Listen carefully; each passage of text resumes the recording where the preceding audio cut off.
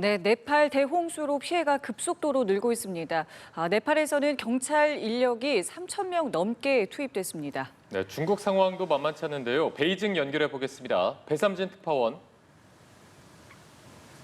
네, 베이징입니다. 네, 밤사이 상황을 정리를 먼저 좀 해볼까요? 네, 사고가 발생한 지역은 중국 티베트 지룡과 네팔 라수아가가 맞닿은 히말라야 국경 지역입니다. 상류 랜데강에서 내려온 물과 토사가 네팔의 보테코시강을 따라 하류까지 휩쓸었습니다. 현재까지 네팔 북부 라수아를 중심으로 최소 157명이 숨졌고 수백 명이 여전히 실종 또는 연락 두절 상태입니다. 중국 티베트 지룡에서도 어젯밤 8시 기준 3명이 숨지고 265명이 실종된 것으로 집계됐습니다. 이번 홍수는 마을 몇 곳에 침수가 아니고요. 네팔에서는 중국 국경으로 연결되는 42km 도로가 여러 곳에서 끊기고 교량 19개가 유실된 것으로 나타났습니다. SNS에서는 교량들이 힘없이 무너져 쓸려가는 영상도 공개가 됐는데요. 수력발전소 9곳도 피해를 입었습니다.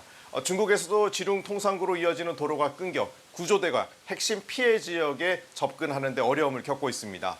중국은 자연재해 1급 대응을 발령하고 구조, 소방, 군병력과 중장비를 대규모로 현장에 투입했습니다.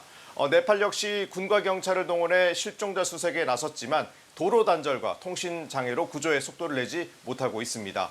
한국인도 9명이 실종 상태이고 별도 고립됐던 9명은 다행히 안전이 확인됐습니다.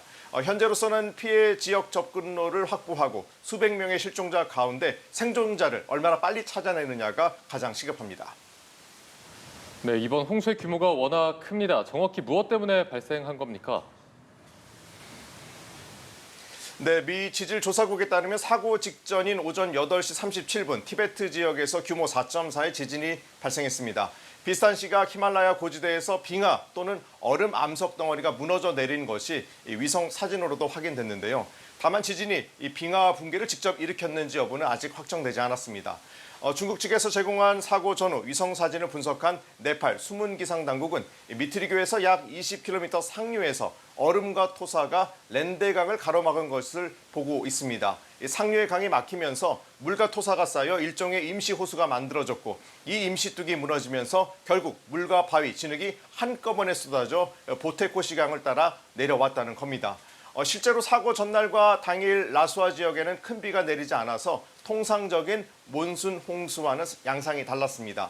피해를 키운 결정적인 요인은 이처럼 엄청난 토사가 섞인 급류가 사실상 예고 없이 밀려왔다는 점입니다.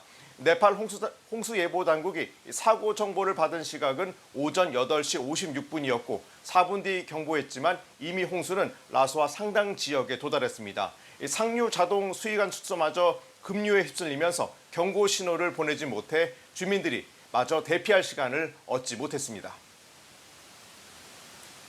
자, 실종자 수색과 복구가 이제 본격화되고 있는데 이제 문제는 추가 붕괴 우려, 또 2차 홍수 가능성입니다. 앞으로 가장 큰 변수는 뭐라고 봐야 되는 겁니까?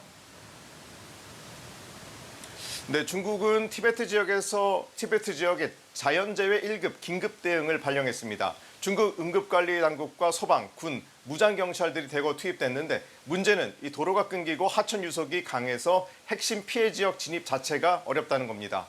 신화통신은 오는 30일까지 비가 이어질 것으로 예보돼 산사태와 토속류 등 2차 재해 위험이 있다고 전했습니다. 특히 저지대에는 강한 비가 예보돼 구조 작업과 접근로 복구에도 변수가 되고 있습니다. 중국은 티베트 구조 인력 790여 명과 소방대원 430여 명을 투입했고 중앙정부는 별도로 구조대원 600여 명을 추가로 보냈습니다. 당국은 구조와 동시에 주변 빙하와 빙하호의 변화, 또 하류 지역 위험성을 분석하는 작업에도 착수했습니다. 사고 지역은 지난해 7월에도 돌발 홍수가 발생했었는데요.